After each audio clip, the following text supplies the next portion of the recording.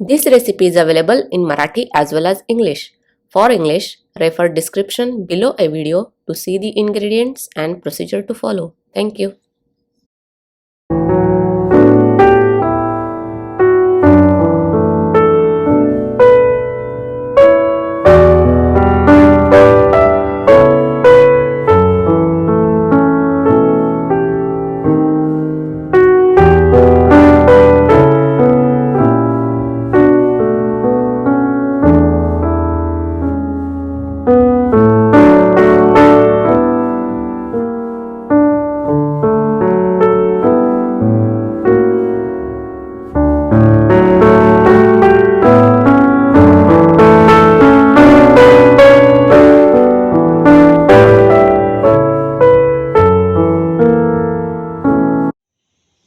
नमस्कार, मी रेखाच किचनमध्ये आपणा सर्वांचं खूप खूप मनापासून स्वागत.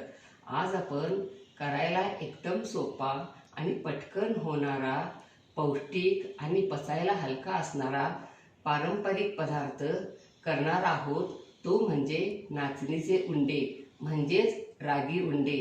हा पदार्थ पूर्वी हमखास ब्रेकफास्टला केला जायचा आणि बाळंतिणीला तर आवर्जून खायला द्यायचे. नाचणी थंड आहे, परंतु नाचणीचे इतर गुणधर्म पाहता आपण नाचणीपासून वेगवेगळे पदार्थ करून कोणत्याही ऋतूमध्ये खाऊ शकतो. उन्हाळ्यात नाचणीची आंबील भाकरी, थंडीत नाचणीपासून डोसा, इडली, पावसाळ्यात असे गरमागरम नाचणीचे उंडे आणि टोमॅटो सार किंवा सांबार. नाचणीचे हे रागी उंडे तर अफलातून लागतात. एकदा खाल्ला तर त्याची चव जिभेवर रेंगाळत राहील आणि पुन्हा पुन्हा खाल. आणि आपण 152व्या एपिसोडमध्ये नाचणी सत्व कसे करायचे पाहिले होते, तेव्हा आपण नाचणीचे गुणधर्म कोणकोणते आहेत हे जाणून घेतले आहे. 153व्या एपिसोडमध्ये नाचणी सत्वापासून 6 महिन्यांच्या बाळांसाठी नाचणी सत्व खीर कशी करायची हे देखील पाहिले आहे. 92व्या एपिसोडमध्ये सांबार, 176व्या एपिसोडमध्ये टोमॅटो सार कसे करायचे हे देखील पाहिले आहे आणि काही महत्त्वाच्या टिप्स देखील पाहणार आहोत. चला तर आपण आता नाचणीचे उंडे करण्यासाठी लागणाऱ्या काही महत्त्वाच्या टिप्स पाहूया. या अगोदर आपण नाचणीची आंबील आणि ज्वारीच्या कण्या कशा करायच्या हे देखील पाहिले आहे. प्रथम नाचणी स्वच्छ धुवून उन्हात वाळवून दळून आणायची किंवा ओल्या कपड्याने पुसून वाळवून दळून आणायची. प्रथम नाचणीचे पीठ घ्यायचे, पाणी उकळायला ठेवायचे, पिठात सर्व मसाले घालून मिक्स करायचे. नंतर पाण्यात मीठ व तूप घालायचे. पाणी उकळल्यानंतर पिठात थोडे थोडे करत घालायचे आणि मिक्स करायचे. मळून त्याचा आपण भाकरी करायला जसा गोळा करतो तसा गोळा करायचा. नंतर त्याचे आपल्याला हव्या त्या आकारात लहान लहान गोळे करायचे आणि मध्ये होल करायचे. चाळणीला तूप लावून त्यामध्ये ठेवून गॅसची फ्लेम मिडियम टू स्लो ठेवून 5 ते 10 मिनिटे वाफवून घ्यायचे. नंतर टोमॅटो सार, सांबार, चिंचगुळाचं मूग डाळीचं वरण यामध्ये सोडायचे. एक उकळी आली की गरमागरम सर्व करायचे. वरून तूप होलमध्ये घालायचे. कोथिंबीर, ओलं खोबरं घालायचे. हवं असलं तर कोथिंबीर आणि ओलं खोबरं घालू शकता, पण यामुळं हा पदार्थ अतिशय रुचकर लागतो. आपण आता साहित्य पाहूया. या मेजरमेंटच्या कपानं 2 कप पाणी, 2 कप नाचणीचं पीठ, 3 टेबलस्पून साजूक तूप. यातलं आपण पाणी उकळताना 1 टेबलस्पून तूप घालणार आहोत आणि उरलेलं नंतर चाळणीला लावणार आहोत आणि थोडं उंड्याच्या होलमध्ये घालणार आहोत.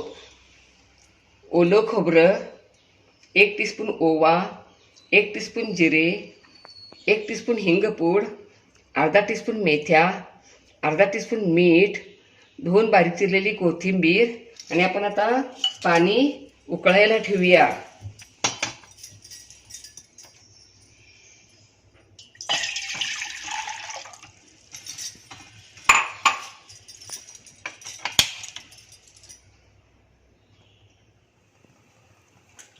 पाण्यात आपण मीठ घालूया,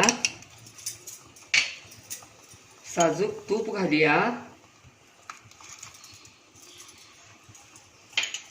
आणि आता पाणी उकळेपर्यंत आपण पीठ घेऊया आणि पिठामध्ये सगळे मसाले घालूया. हिंगपूड, मेथ्या, ओवासा हातावर घेऊन चोळून घालायचं म्हणजे त्याचा फ्लेवर जास्त चांगला येतो.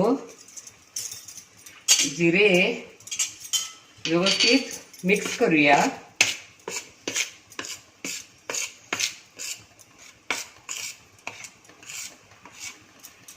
आणि आता पाणी उकळलं आहे.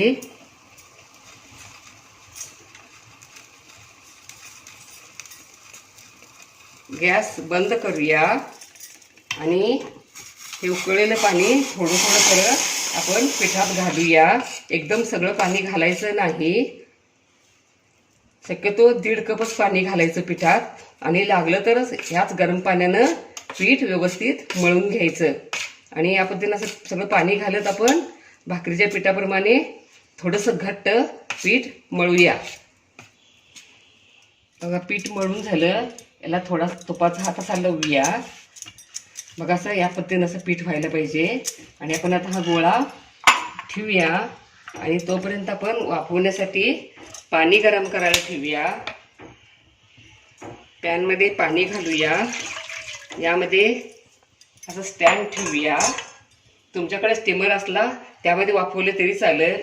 आपण अन्यथा चाळणीला तूप लावून यामध्ये ठेवूया. चाळणीला तूप लावून झाले. आपण आता ठेवूया. तेल लावलं तरी चालते पण आपण पौष्टिक पदार्थ करणार आहोत त्यामुळे तूप लावलं तर आणखीन पौष्टिक होतं. आता असं ताटात आपण तूप घालूया थोडं आणि इथं थोडं तूप असं ताटाला लावून घेऊया. यातला एक गोळा घेऊया. तुम्हाला हव्याच्या आकारात तुम्ही गोळे करू शकता. असं तुपाचा हात लावून असे गोळे करायचे. असे उंडे म्हणतात त्याला. कन्नडमध्ये उंडे म्हणतात, आपण मराठीत गोळा म्हणतो. असं करून ह्याला असं होल करायचं बरोबर मध्ये. किंवा तुम्हाला लहान मुलांना आवडेल अशी आणखीन एक आपण गोष्ट करणार आहोत. ती म्हणजे जरा क्रिएटिव्ह असलं की लहान मुलं आवडीने खातात. त्यामुळे आपण असं जरा थोडा मोठा गोळा घ्यायचा आणि असा ताटात तूप लावलेलं आहे त्याच्यावरती असा थापायचा. आणि माझ्याकडे असं या आकाराचे असे कटर आहेत. असा कटर ठेवायचा आणि असं शेप देऊन आपण या पद्धतीनं असं केलं तर लहान मुलं खूपच आवडीनं खातील. आणि याला मध्ये होल करायचं आणि आपण आता कटर काढूया. बघा किती छान आकार झाला आहे. या पद्धतीनं सगळेच आपण उंडे करून घेऊया. सगळे उंडे करून त्याला होल करून झाले. होल तळापर्यंत नाही करायचं, असं खाली असं यायला पाहिजे म्हणजे तूप बसायला पाहिजे ना. त्यामुळे या पद्धतीनं असं करायचे. पूर्ण खोलपर्यंत होल करायचं नाही. आणि आपण चाळणीमध्ये हे उंडे ठेवूया. आपण अगोदरच त्याला चाळणीला तूप लावून ठेवलं आहे. आणि आता आपण हे उंडे पॅनमध्ये ठेवूया. त्याच्यावरती झाकण ठेवूया आणि 10 मिनिटे मीडियम टू स्लो गॅसवर आणखीन थोडं वाफवूया. 10 मिनिटे झाली. उंडे वाफवले आहेत का बघूया. बघा उंडे किती छान वाफवले आहेत. आपण आता गॅस बंद करूया आणि थोडीशी वाफ गेल्यावर मी हे सांबार अगोदरच करून ठेवलं आहे. यामध्ये उंडे सोडूया आणि एक वाफ आणूया. सांबार आपण अगोदर कसं करायचं हे पाहिलं आहे. वाफ गेली. आपण आता सांबारमध्ये उंडे सोडूया.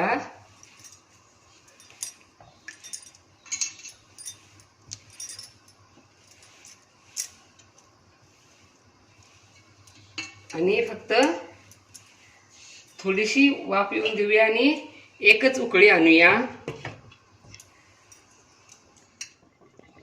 एक उकळी आली. आपण आता गॅस बंद करूया आणि आता आपण उंडे सर्व कसे करायचे ते बघूया. यातून असं उंडे घ्यायचे. शक्यतो बाउलमध्ये घ्यायचे. याच्यावरती सांबार घालायचं.